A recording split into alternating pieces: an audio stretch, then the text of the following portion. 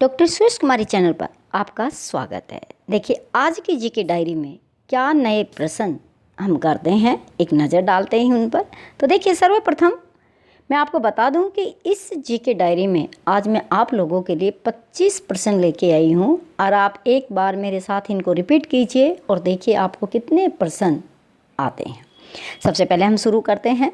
France की जनता किस चीज़ की बढ़ी हुई कीमतों का विरोध कर रही थी? देखिए, नज़र डालिएगा, फ्रांस में 1789 की क्रांति हुई थी और उस क्रांति के लिए राजा के समक्ष जनता जो विरोध कर रही थी, तो उस किस चीज़ को राजा ने कीमतों को बढ़ा दिया था, जिसके लिए जनता का गुस्सा सातवें आसमान पर पहुंचा और फ्रांस की क्रांति हुई। तो देखिए, तेल की कीमत बढ़ाने पर, ज़मीन, सोना या पाव रोटी। देखिए, पाव रोटी की कीमत जब इतनी ज़्यादा बढ़ा दी और लोग अपना पेट नहीं भर सकते थे, तो जनता ने क्या किया? विरोध किया और 1789 की फ्रांस की क्रांति। प्रश्न नंबर 2, लुई 16वां ने स्टेट्स जनरल की बैठक कब बुलाने का निर्णय लिया था? तो इन्होंने 5 मई 1788, 5 मई 1789 या फिर 5 मई 1790 या 5 मई 1791। तो कब लिया था? 5 मई 1789 को निर्णय लिया था। लुई 16वां जो फ्रांस का एक तानाशाह शासक था और वहाँ पे कोई नए फैसले लेना चाहते थे और उन्हीं से क्या हुआ? फ्रांस की क्रांति शुरू हुई थी। नेक्स्ट देखते हैं कि अमेरिका के जो 13 उपनिवेश थे, अमेरिका के 13 उपनिवेश थे, उन पर किसका अधिकार था? अमेरिका भी पहले उपनिवेशवाद का शिकार रहा था बहुत पहले। तो क्या जर्मनी का अधिकार था? क्या भारत का अधिकार था उन पर? क्या ब्रिटेन का? क्या फ्रांस का? तो इनमें से बताइए किसका अधिकार था? तो देखिए, सही उत्तर है ब्रिटेन का, क्योंकि 17 कॉलोनियाँ थी अमेरिका में और उन पर ब्रिटेन का पूर्ण रूप से क्या था? अधिकार था। और 1776 में वो सारी कॉलोनियाँ मिलके क्या हुई? अलग हुई थी। नेक्स्ट प्रश्न पर नजर डालते हैं। नेपोलियन को वाटरलू के युद्ध में पराजय का सामना कब करना पड़ा था? देखिए, नेपोलियन कभी किसी से हारने वाला नहीं था। 3 देशों ने मिलकर उनको हराया था। तो वो कब उसका पराजय का सामना करना पड़ा था? देखिए, 1804 में, 1813 में, 1815 में या 1810 में। तो कब ऐसा हुआ कि नेपोलियन को घुटने टेकने पड़े थे? तो वो वर्ष था 1815। 1815 में जर्मनी, फ्रांस, फरसा और ऑस्ट्रेलिया ने मिलके क्या किया था? नेपोलियन को हरा दिया था। नहीं तो नेपोलियन एक विश्व विजेता बनना चाहता था और बन भी गया था, लेकिन उनको इन शक्तियों ने मिलकर क्या किया? पराजित कर दिया था। नेक्स्ट देखिएगा, 1794 में फ्रांस की कौन सी मुद्रा को बंद कर दिया गया था? फ्रांस में कौन सी मुद्रा चलती थी, कौन सी करेंसी चलती थी? लिवरे, पौंड, डॉलर, मार्क। कौन सी थी? देखिए, लिवरे जो मुद्रा थी उसको क्या कर दिया था? पूर्ण रूप से बंद कर दिया गया था। नेक्स्ट प्रश्न पे नज़र डालते हैं। देखिए, बहुत फेमस है और शासन प्रणालियों में इस किताब के लिए, इस पुस्तक के लिए बहुत उदाहरण दिए जाते हैं। द स्पिरिट ऑफ लॉज नामक पुस्तक किसने लिखी थी? अरस्तु, मॉन्टेस्क्यू, रूसो या इनमें से कोई नहीं? कौन हो सकता है? मॉन्टेस्क्यू, यानी कि शक्तियों का पृथक्करण, पावर ऑफ द सेपरेशन का जो सिद्धांत दिया गया वो मॉन्टेस्क्यू ने दिया है। The spirit of the laws पुस्तक लिखी, जिसमें कानून बनाने वाली संस्था, न्यायपालिका और कार्यपालिका तीनों का अलग अलग कार्य और अलग अलग क्षेत्र क्या किया गया? बताया गया है कि भी लोकतांत्रिक शासन प्रणालियों में इस तरह का होना जरूरी है। नेक्स्ट प्रश्न देखते हैं कि डेमोक्रेसी शब्द किस भाषा से निकला है? किस भाषा का शब्द है डेमोक्रेसी? यूनानी भाषा, अरबी भाषा, लैटिन भाषा या फिर अंग्रेजी भाषा? तो देखिए, किस भाषा का शब्द है? यूनानी भाषा का शब्द है। डेमोक्रेसी शब्द यानी कि लोगों का शासन, ये शब्द किसका है? यूनानी भाषा का शब्द है। नेक्स्ट हम देखते हैं, सऊदी अरब में निम्नलिखित में से किस वर्ग को वोट देने का अधिकार नहीं है? महिलाओं को, शिक्षित लोगों को, मजदूरों को, गैर इस्लामी लोगों को।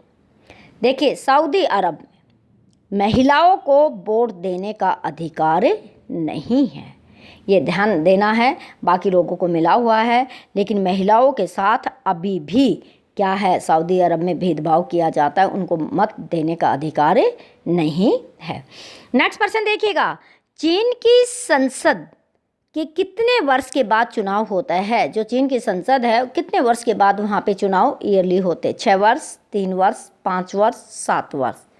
देखिए, चीन में कम्युनिस्ट पार्टी है, उनकी वैसे तो मनमर्जी चलती है, लेकिन एक संवैधानिक तौर पर नाम मात्र के लिए 5 वर्ष में क्या करवाया जाता है, चीनी संसद का चुनाव करवाया जाता है। वो नाम मात्र के लिए होता है, चीनी संसद का चुनाव होता है। नेक्स्ट प्रश्न देखिएगा, हमारे पड़ोसी देश से ही संबंधित है।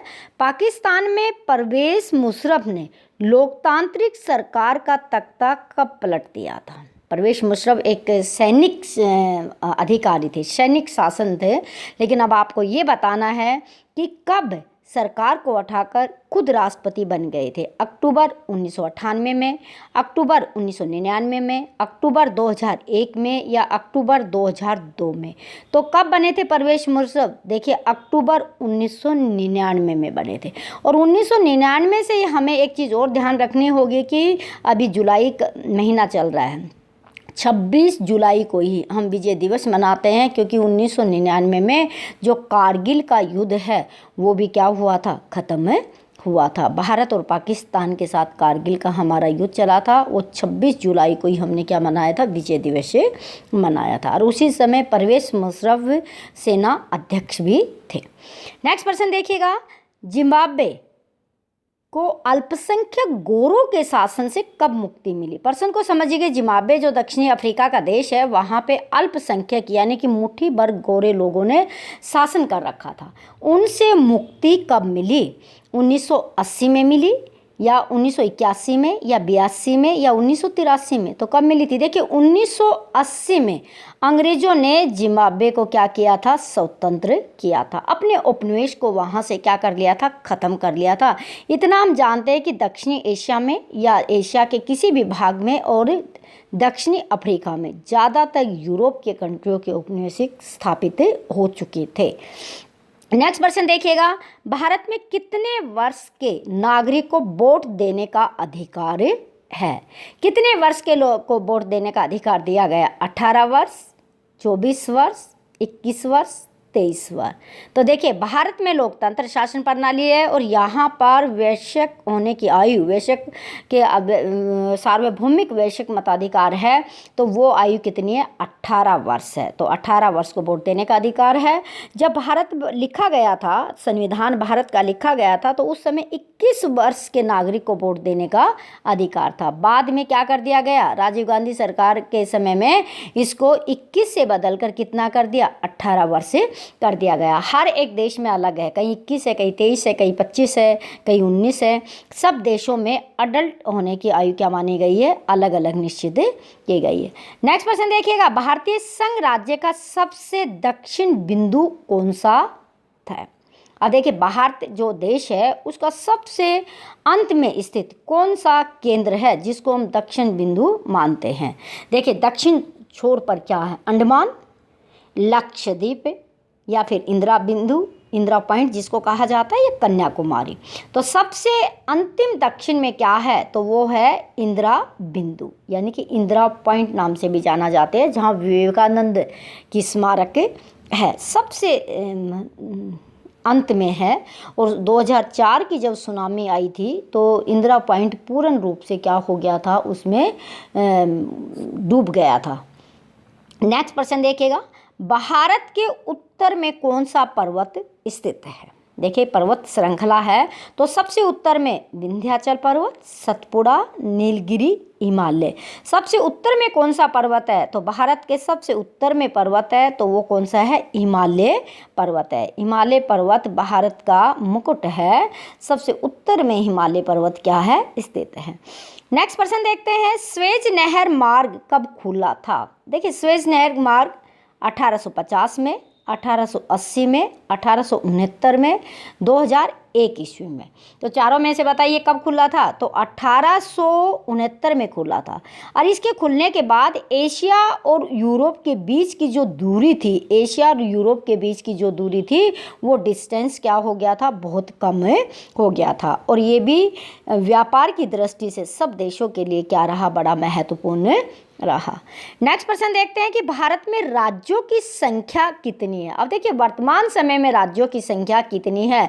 370 धारा हटने के बाद कश्मीर पर नजर जाएगी कि 2 राज्य वहां बने, तो उसमें राज्यों की संख्या कैसे, क्या बताइए? 25 या फिर 29 या 30 या 28? तो वर्तमान समय में राज्यों की संख्या कितनी है? 28 है। पहले 29 थी, मैं बता दूं आपको, क्योंकि जम्मू कश्मीर भी राज्य था।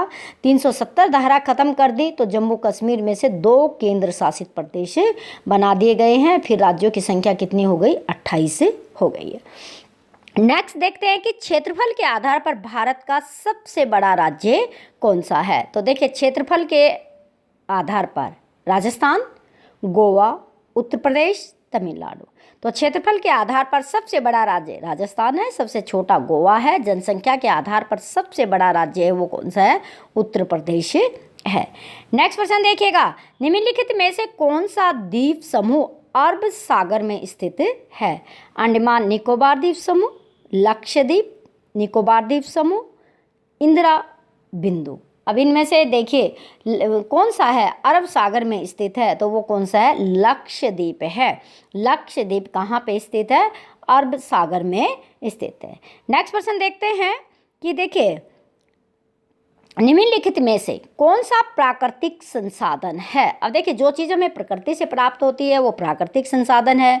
जो मानव जिनको निर्मित करता है वो मानव निर्मित है। तो आपको नज़र डालनी है कि सड़कें, वन, जीव जंतु, नदियाँ। अब देखिए वन है, जीव जंतु है, नदियाँ हैं, ये हमें प्रकृति के द्वारा प्राप्त होती है, ये मैन मेड नहीं होती।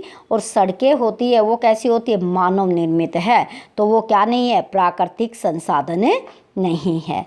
नेक्स्ट प्रश्न पे नज़र डालते हैं, हरित क्रांति का संबंध किस क्षेत्र से है? पशुपालन से, कृषि, उद्योग, मछली पालन। तो सही उत्तर क्या है? कृषि। कृषि से हरित क्रांति का है। अन्न उत्पादन को बढ़ाने के लिए हरित क्रांति लाई गई थी। नेक्स्ट प्रश्न है, पंजाब और हरियाणा में किस राज्य के प्रवासी मजदूर सबसे अधिक आते हैं? राजस्थान, बिहार, उत्तर प्रदेश, मध्य प्रदेश। तो सबसे ज़्यादा मजदूर आते हैं वो आते हैं बिहार के मजदूर आते हैं। नेक्स्ट प्रश्न देखिए, ग्रामीण लोगों का मुख्य व्यवसाय क्या है? खनन, व्यापार, पर्यटन, कृषि। तो देखिए भारत गांवों का देश है और गांवों का सबसे ज़्यादा काम करने का व्यवसाय है, क्षेत्र है लोगों का जिसमें वो अपने जीवन यापन करते हैं, जीवन निर्वाह करते हैं। तो ग्रामीण लोगों का वो जीवन निर्वाह करने वाला वो क्या है? एग्रीकल्चर है, वो क्या है? कृषि है। नेक्स्ट प्रश्न है, जनसंख्या की गुणवत्ता किस चीज़ पर निर्भर करती है? देखिए पॉपुलेशन बहुत सारी है और पॉपुलेशन में भी जो सबसे कम वाली पॉपुलेशन होगी उसको हम कहते हैं जनसंख्या की गुणवत्ता। साक्षरता दर, कौशल, स्वास्थ्य या सभी।